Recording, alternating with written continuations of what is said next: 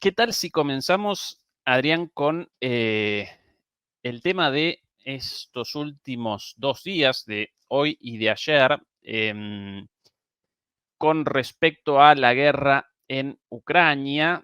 Porque desde ayer las Fuerzas Armadas ucranianas, por sorpresa, acometieron una incursión en la zona de Kursk, esta zona aquí más al norte incluso que la zona de Belgorod, donde hace algún tiempo los rusos por aquí habían generado un nuevo frente de combate con el objetivo de maximizar el desgaste y de que los ucranianos redireccionaran, ¿sí? Generar la diversión de recursos de las Fuerzas Armadas ucranianas hacia allí. Bueno, desde ayer una incursión bastante importante en Kursk.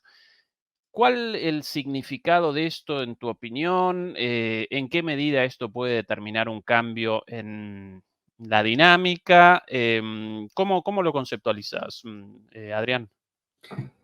Bueno, aparentemente estamos hablando de una operación, como tú has dicho, importante, pero que, bueno, tampoco teníamos demasiadas dudas de que Ucrania, el ejército ucraniano, tenía capacidad para desarrollar este tipo de operaciones.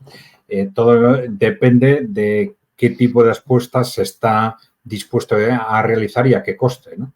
Lo que parece muy evidente es que Ucrania estaba necesitado de operaciones de imagen, podemos decir, dentro de lo que es la dinámica habitual del gobierno ucraniano y sobre todo de su relación con Occidente.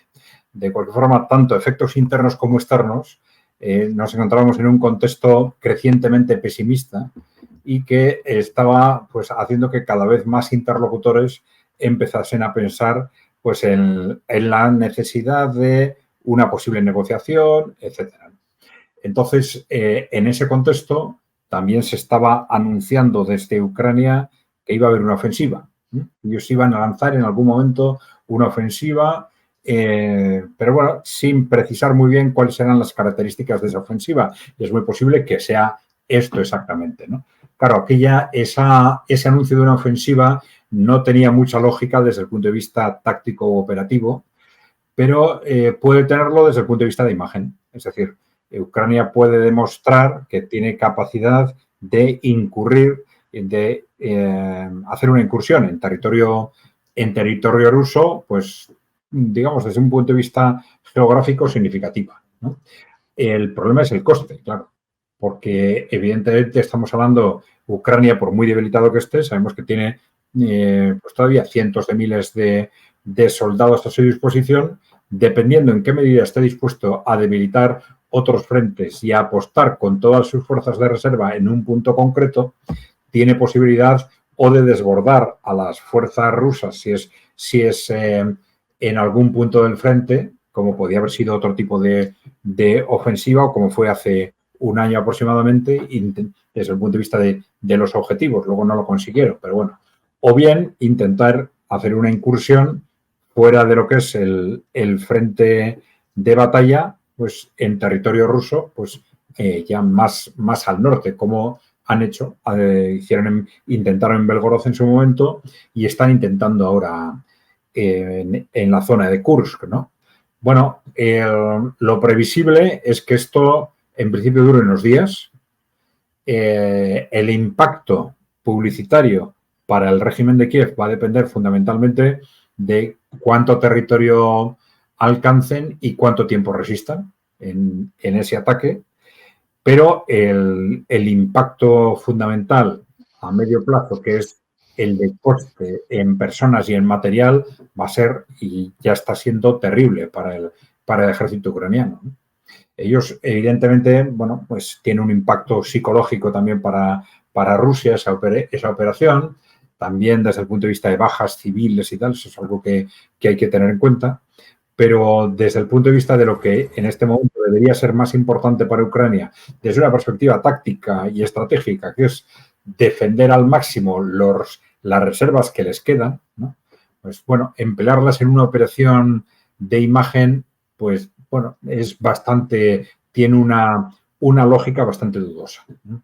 Yo creo que un poco este es el contexto. Estamos una operación de imagen que vamos a ver hasta dónde llega, que operativamente se sostiene en base a una concentración de recursos, ¿no?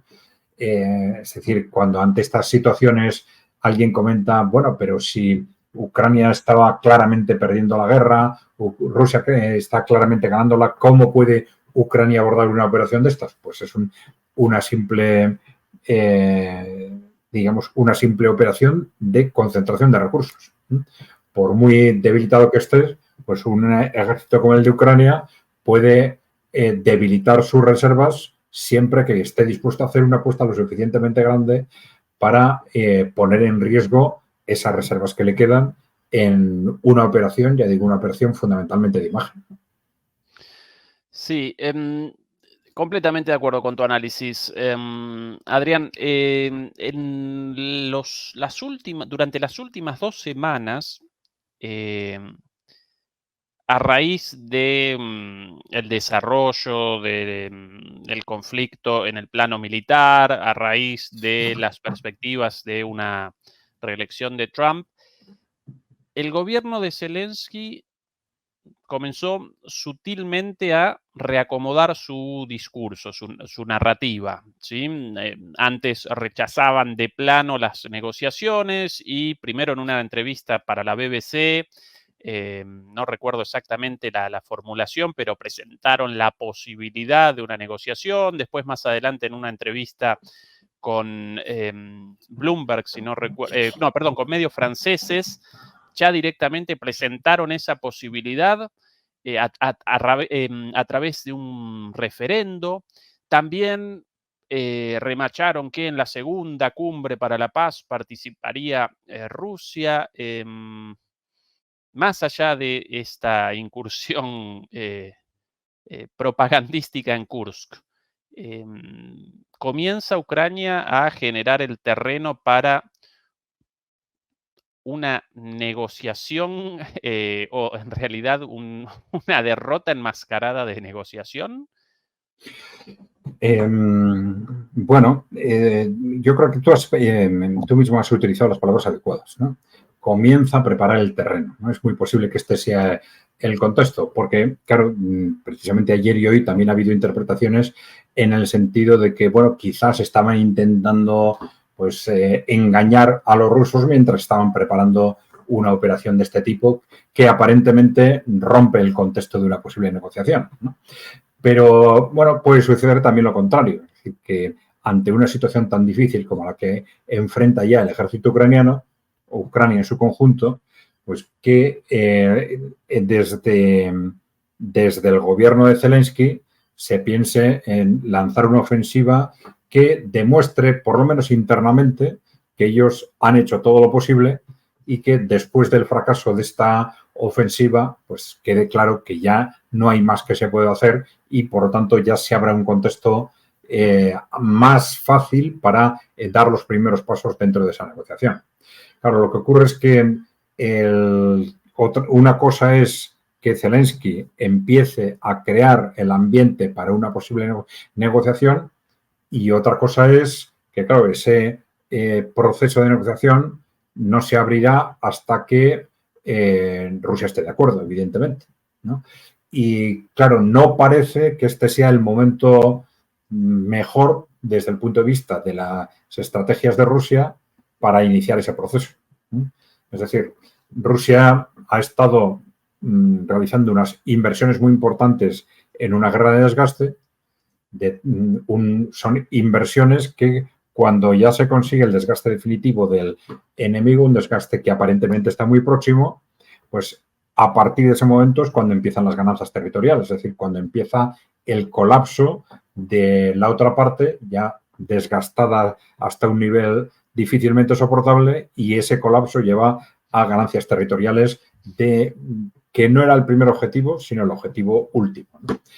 Bien, claro, si la negociación empieza antes de que se produzcan esas ganancias territoriales, pues Rusia estaría probablemente en una posición no la más interesante cara a esa negociación y probablemente lo que más le interesaría es empezar esa negociación cuando ese colapso se produzca y se haya manifiesto. y se produzcan esos avances territoriales o sea evidente que esos avances territoriales se pueden producir, ¿no?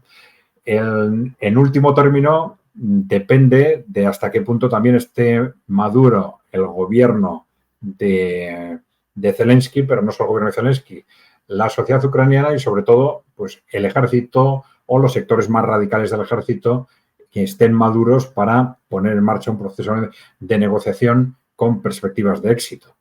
Pero claro, es que estamos hablando de un proceso de negociación que no responde a un contexto de un enfrentamiento entre Rusia y Ucrania, sino que va mucho más allá. Entonces, es sabido por todos que al final, desde el punto de vista de lo que son las relaciones entre Ucrania y Rusia, probablemente más que un proceso de negociación, lo que vamos a tener es o una capitulación o una rendición. Y otra cosa es cómo se vista desde un punto de vista formal. Pero, claro, ese es probablemente el contexto lógico que Rusia necesita. Porque la clave digamos, de las estrategias, de los objetivos estratégicos de Rusia, no es tanto los territorios que se puedan pactar en un proceso de este tipo, ¿no? Los territorios que vayan a quedar o no dentro de la Federación Rusa, sino qué pasa con el resto. Es un tema clave, ¿no? Es decir, la situación tiene que estar suficientemente madura como para asegurar que el resto de Ucrania no se mantiene como un enemigo estratégico contra Rusia, que independientemente de las condiciones de paz que se firmen, pues o a los 6 meses, o un año después, o 2 años después, o cuando quizás la OTAN se vuelva a rearmar, pues vuelva a ser utilizado otra vez como ariete contra Rusia. Es decir, yo creo que el objetivo lógico es que esa Ucrania que no se incorpore a la Federación Rusa tampoco sea una Ucrania que mire hacia el oeste, sino que sea una nueva Ucrania que se sitúe en un nuevo contexto mirando hacia el este o hacia Rusia, si se quiere, ¿no? Y esto, claro, si tenemos en cuenta cómo se nos ha ofrecido por los medios de comunicación, sobre todo, digamos, lo que es Ucrania, lo que es Rusia y la relación entre ambos durante los últimos años, pues puede parecer muy complicado, pero no es tanto si tenemos en cuenta lo que ha sido realmente la historia de Ucrania durante las últimas décadas, ¿no? Si tenemos en cuenta, bueno, cómo ha influido Occidente de forma continua para que Ucrania sea lo que ahora es, cómo hasta que se produce el golpe de Estado del Maidán en el 2014, había una alternancia de gobiernos, bueno, en general eran gobiernos todos ellos corruptos, pero bueno, unos favorables mirando hacia el este y otros mirando hacia el oeste, ¿no? Y esto nos reflejaba una realidad sociológica ucraniana que no exactamente igual, bueno, lo podemos comparar de alguna forma, que en el año 2014 Occidente dio un golpe de Estado y consiguió una configuración institucional de Ucrania tal que no solo mirara hacia Occidente, sino que se convirtiera en un enemigo obsesivo de Rusia, pues es posible configurar un futuro institucional de esa Ucrania que no se incorpore a la Federación Rusa, un futuro institucional que garantice que Ucrania de forma natural va a estar permanentemente mirando más hacia el este que hacia el oeste.